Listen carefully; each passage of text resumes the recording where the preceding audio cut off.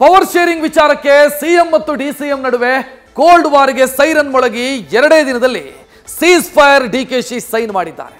CM ಮಾತೆ ಶಾಸನ ಅಂತ ಸಾರಿದ ರಾಜ್ಯ ಕಾಂಗ್ರೆಸ್ನ ಕಟ್ಟಪ್ಪ ಡಿಕೆ ಶಿವಕುಮಾರ್ ಸಿಎಂ ಬೆನ್ನಿಗೆ ಬಂಡೆಯಂತೆ ಸಾಯೋವರೆಗೂ ಇರ್ತೀನಿ ಅಂತ ಹೇಳಿದ್ದಾರೆ. ಆ ಮೂಲಕ ಚಾಣಾಕ್ಷ ಡಿಕೆಶಿ ತಮ್ಮ ಚದುರಂಗದಾಟ ರಾಂಗ್ ಟರ್ನ್ ಅಂತ ಅರಿತು ಯೂಟರ್ನ್ ಹೊಡೆದಿದ್ದಾರೆ. ಆದರೆ ಈ ಯೂಟರ್ನೇ ಈಗ ಹಲವರ ತಳಿಯಲ್ಲಿ ಹುಳ ಬಿಟ್ಟಿದೆ.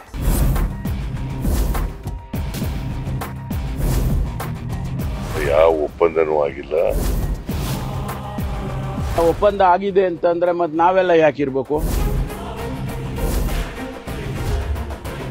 ಕೋಲ್ಡ್ ವಾರ್ ರಾಜ್ಯ ಕಾಂಗ್ರೆಸ್ನಲ್ಲಿ ಅರಸೊತ್ತಿಗೆಗಾಗಿ ನಡೀತಾ ಇರೋ ಕೋಲ್ಡ್ ವಾರ್. ಬಂಡೆ ಎಸೆದ ಒಪ್ಪಂದದ ಬಾಂಬ್ಗೆ ಕಾಂಗ್ರೆಸ್ ಪಡೆ ಶೇಕ್ ಆಗ್ತಿದೆ. ರಾಜ್ಯ ಕಾಂಗ್ರೆಸ್ ಪಾಳ್ಯದಲ್ಲಿ ಈ ವಿಷಯ ಅಲ್ಲೋಲ ಕಲ್ಲೋಲವನ್ನೇ ಸೃಷ್ಟಿಸಿದೆ. ಕುರ್ಚಿಗಾಗಿ ರೋಷಾಗ್ನಿಯ ಹೊಗೆ ಏಳುವ ಭೀತಿ ಎಬ್ಬಿಸಿ ಆತಂಕದ ಛಾಯೆ ಮೂಡಿಸಿತ್ತು. ಆದ್ರೆ ಕನಕಪುರ ಬಂಡೆ ಏಕಾಏಕಿ ತಮ್ಮ ಪಾಲಿಟಿಕ್ಸ್ಗೆ ಕದನ ವಿರಾಮವನ್ನ ಘೋಷಿಸಿ ಅಚ್ಚರಿ ಮೂಡಿಸಿದ್ದಾರೆ. ವೀಕ್ಷಕರೇ, ಅದು ಯಾಕೆ ಅನ್ನೋದು ತುಂಬಾ ಕುತೂಹಲ. ರಾಜ್ಯದಲ್ಲಿ ಶುರುವಾಗಿದೆ ಪವರ್ ಶೇರಿಂಗ್ ಪಾಲಿಟಿಕ್ಸ್. ಸಿಂಹಾಸನ ಸಂಘರ್ಷ ವರಸೆ ಬದಲಿಸಿದ್ದೇಕೆ ಬಂಡೆ?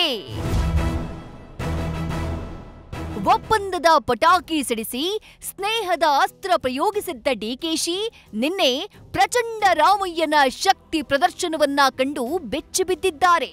ಸಿದ್ದು ಪವರ್ ಶೋನಲ್ಲೇ ಡಿಕೆಶಿ ಬೆಂಬಲದ ಭರವಸೆ ನೀಡಿ ಹೋರಾಟದ ಕಿಚ್ಚಿಗೆ ಅರ್ಧ ನೀರು ಹಾಯಿಸಿದ್ದಾರೆ.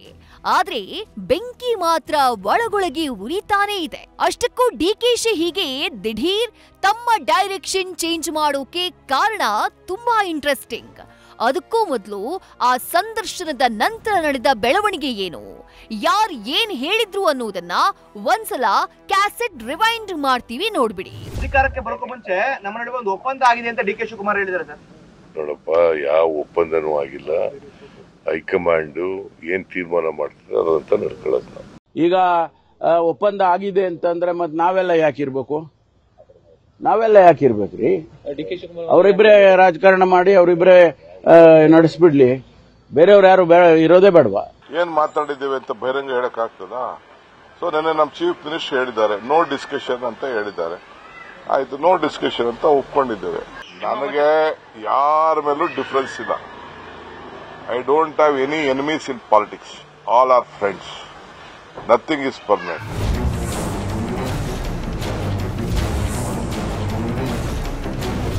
ಇದು ನಿನ್ನೆ ಮಧ್ಯಾಹ್ನದವರೆಗೆ ನಡೆದಂಥ ಎಪಿಸೋಡ್.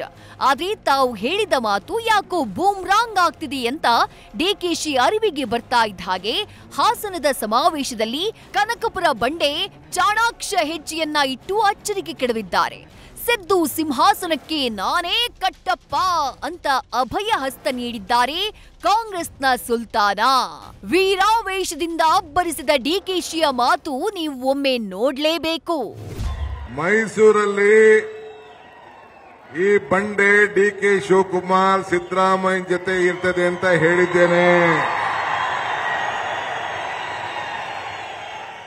ಈಗೂ ಇರ್ತೀನಿ, ನಾಳೆನೂ ಇರ್ತೀನಿ, ಸಾಯೋವರೆಗೂ ಇರ್ತೀನಿ. ಡಿಕೆ ಶಿವಕುಮಾರ್ ಕಮದಲ್ಲಿ ಇಟ್ಕೊಳ್ಳಿ ನೀವು.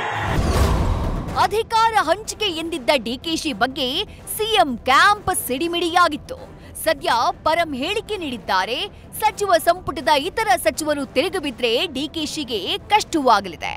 ಈ ಕಾರಣಕ್ಕೆ ತನ್ನ ಹೇಳಿಕೆಯಿಂದ ಆಗ್ತಾ ಇರೋ ಚರ್ಚೆಗೆ ಬ್ರೇಕ್ ಹಾಕುವ ಅಗತ್ಯ ಇದೆ ಅಂತ ಡಿಕೆಶಿಗೆ ಅನಿಸಿದೆ. ಅಲ್ಲದೆ ಸಿದ್ದರಾಮಯ್ಯರನ್ನ ಎದುರು ಹಾಕೊಂಡ್ರೆ ಸಿಎಂ ಸ್ಥಾನ ಕಷ್ಟ ಸಾಧ್ಯ ಅನ್ನೋದು ಚಾಣಾಕ್ಷ ಕನಕಪುರ ಬಂಡೆಗೆ ಗೊತ್ತಿಲ್ಲದ್ದೇನಲ್ಲ.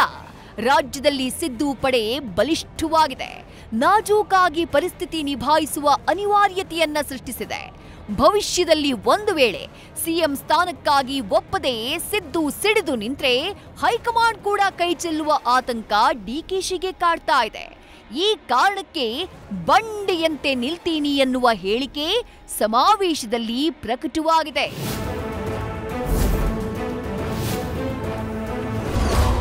ಒಪ್ಪಂದದ ಮಾತಾಡಿದ ಡಿಕೆಶಿ ವಿರುದ್ಧ ಪರಮ ಕೋಪ ತಾಪ.